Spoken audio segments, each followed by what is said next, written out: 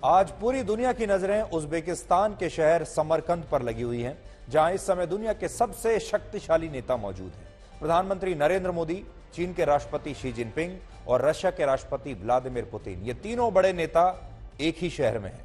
2020 में हुई गलवान की हिंसक झड़प के बाद मोदी और शी जिनपिंग पहली बार एक दूसरे के आमने सामने आ रहे हैं और आज हम आपको पूरा विश्लेषण बताएंगे कि शी, पुतिन और मोदी का एक जगह पर मौजूद होना दुनिया के लिए कितना महत्वपूर्ण है और पूरी दुनिया के पावर बैलेंस पर इसका क्या असर पड़ेगा। भारतीय समय के अनुसार प्रधानमंत्री मोदी कल समरकंद में आयोजित एससीओ समिट में हिस्सा लेंगे।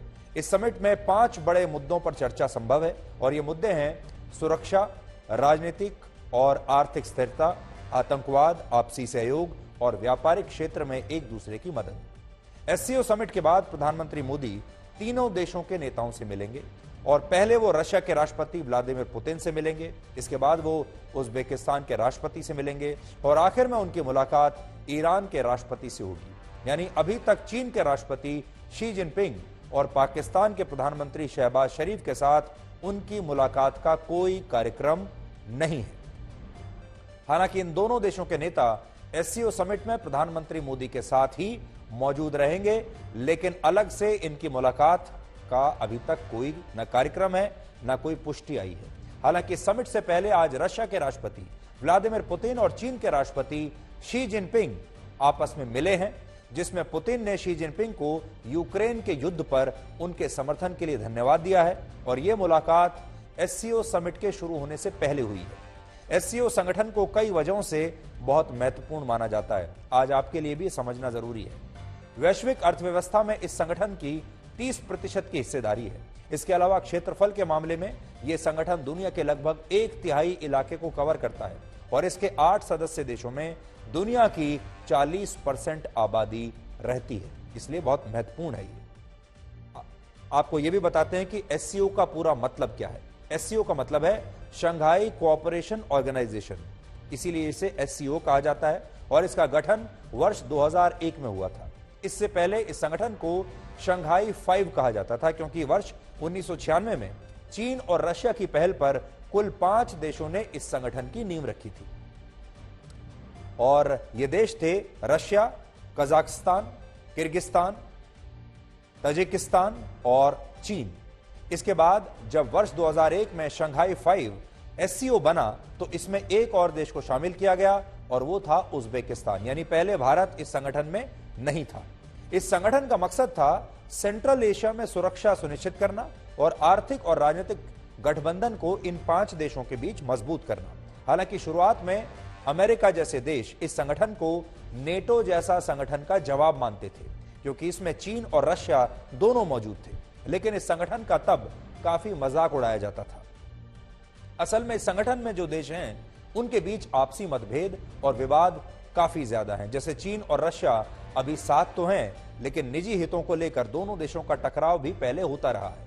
इसके अलावा सेंट्रल एशिया के देशों में भी कई मुद्दों पर अक्सर विवाद रहता है।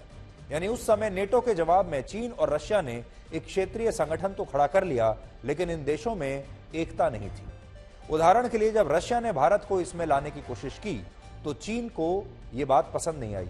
तो सबसे पहले भारत को लाने की जो पैरवी की थी इस संगठन में, वो रशिया ने की थी और चीन ने इसका विरोध किया था। और चीन ने तब यह कहा था कि अगर भारत इस संगठन का स्थायी सदस्य बना तो फिर पाकिस्तान को भी इसमें जगह देनी पड़ेगी।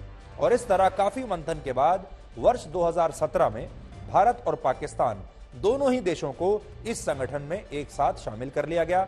यानी भारत को लाने का श्रेय जाता है रशिया को, क्योंकि रशिया ने कहा कि भारत को इसमें होना चाहिए और इसके जवाब में चीन ने कहा कि अगर भारत को ला रहे हैं तो फिर इसमें पाकिस्तान को भी होना चाहिए। तो रशिया भारत को लाया और चीन पाकिस्तान को ले आया और आज भारत और पाकिस्तान दोनों इसके सदस्य हैं। फिलहाल एससीओ में कुल 8 देश हैं, जबकि 6 देश डायलॉग पार्टनर के तौर पर इस संगठन से जुड़े हुए हैं और 4 देश ऐसे हैं जो ऑब्जर्वर की भूमिका में हैं। इन देशों में अफगानिस्तान, ईरान, बेलारूस और मंगोलिया है। नोट करने वाली बात यह है कि एससीओ आतंकवाद और अलगाववाद से लड़ाई को सबसे बड़ा मुद्दा मानता है, लेकिन भारत को छोड़कर बाकी देशों के नेता कभी भी आतंकवादी संगठनों का नाम खुलकर नहीं लेते और आतंकवादियों के नाम का भी वो जिक्र नहीं करते। सोचिए, जब ये संगठन ही आतंकवाद से लड़ने के लिए बना है तो बिना आतंकवादियों का नाम लिए उनसे कैसे लड़ा जा सकता है। और आप ये भी जानते हैं कि चीन जैसे जो देश हैं वो तो संयुक्त राष्ट्र में खुलकर पाकिस्तान के आतंकवादियों का समर्थन करते आए हैं। भारत जब भी उन्हें ब्लैकलिस्ट करने की बात करता है तो चीन इन आतंकवादियों का समर्थन करके इन्हें बचा लेता है। और आज ये दोनों देश इसी संगठन में एक साथ हैं। एससीओ समिट में 3 देशों के नेताओं पर पूरी दुनिया की नजर है। इनमें पहले नेता हैं चीन के राष्ट्रपति शी जिनपिंग, जिनके सामने इस समय 4 बड़े मुद्दे हैं। शी जिनपिंग के बारे में पहले आपको बता देते हैं कि वो इस समय किस दौर से गुजर रहे हैं। पहला है चीन की कमजोर अर्थव्यवस्था। आईएमएफ के मुताबिक मौजूदा वित्त वर्ष में चीन का जीडीपी ग्रोथ रेट सिर्फ 3.3% रह सकता है, जो 40 साल में सबसे कम होगा। इसलिए शी जिनपिंग अर्थव्यवस्था को लेकर मुसीबत में है। दूसरी बात, कोविड से निपटने की उनकी रणनीति को लेकर पूरी दुनिया में आलोचना हो रही है और उनके अपने देश में भी आलोचना हो रही है। और जो वो जीरो कोविड पॉलिसी लेकर आए थे अपने देश में, वो बुरी तरह से फेल हुई है। तीसरा, भारत के साथ चीन का सीमा विवाद, और अब चीन को इसमें पीछे हटना पड़ रहा है। चौथी बात है, 16 अक्टूबर को चीन की कम्युनिस्ट पार्टी का 20वां सम्मेलन होने वाला है, जो शी जिनपिंग के लिए बहुत ही महत्वपूर्ण होगा, क्योंकि इसमें उनके कार्यकाल का विस्तार किया जाएगा और उससे पहले वो अपनी स्थिति को बहुत मजबूत कर लेना चाहते हैं। पुतिन के सामने भी कई चुनौतियां हैं। तो पुतिन की इस समय की स्थिति क्या है? पहली बात, 6 महीने के बाद यूक्रेन पर नियंत्रण न कर पाना उनकी एक नाकामयाबी मानी जाएगी और इस समय उनकी सेना यूक्रेन से पीछे हट रही है, यानी यूक्रेन की सेना से मार खा रही है। दूसरा, अमेरिका और पश्चिमी देशों के प्रतिबंधों की वजह से उनकी आर्थिक चुनौतियां बहुत बढ़ गई हैं। तीसरी बात, यूरोपीय देशों के खिलाफ एक गैस वॉर उन्होंने चला रखा है, जिसमें वो अक्सर यूरोपीय देशों को धमकी भी दे रहे हैं कि वो गैस बंद कर देंगे। लेकिन ये जो वॉर चल रहा है, गैस वॉर, ये दोनों तरफ जा सकता है। चौथी बात, अमेरिका और पश्चिमी देशों ने रशिया को अलग थलग करने की कोशिश की, लेकिन पुतिन ऐसा होने से रोकने में अब तक कामयाब रहे हैं। पांचवी बात, रशिया की दुनिया में हथियारों के सप्लायर की जो छवि थी, वो हथियारों का सबसे बड़े विक्रेताओं में से एक है।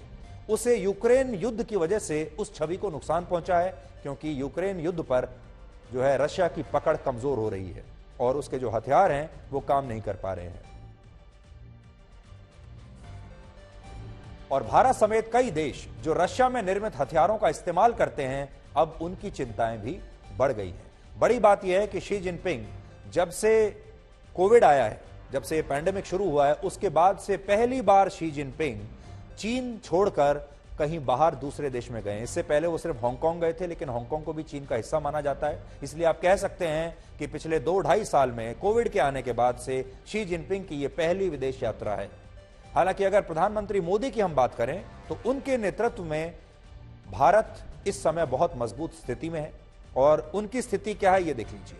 भारत की अर्थव्यवस्था इस समय पूरी दुनिया में शायद सबसे तेजी से उभर रही है। भारत के जीडीपी ग्रोथ रेट को लेकर अब तक जितने भी अनुमान लगाए गए हैं वो बहुत ही अच्छे हैं। और अमेरिका, ब्रिटेन, यूरोप और बाकी देशों के मुकाबले भारत में महंगाई दर भी काबू में है। इसलिए अर्थव्यवस्था के मामले में नरेंद्र मोदी इन बाकी सब नेताओं पर भारी पड़ते हैं। दूसरी बात, भारत की फियरलेस डिप्लोमेसी, यानी निडर कूटनीति। भारत किसी से डरता नहीं, ना अमेरिका से, ना रशिया से, ना चीन से, ना किसी और शक्ति से। तीसरी बात, अब भारत निष्पक्ष भूमिका अपनाने के बजाय ज्यादा से ज्यादा देशों के साथ अपना सहयोग बढ़ा रहा है। पहले नॉन अलाइनमेंट हुआ करता था कि हम किसी के साथ नहीं है, अब मल्टी अलाइनमेंट है, यानी हम एक से ज्यादा देशों के साथ हैं। जैसे भारत उस क्वाड का भी हिस्सा है जिसका मकसद चीन को हिंद प्रशांत महासागर के क्षेत्र में रोकना है।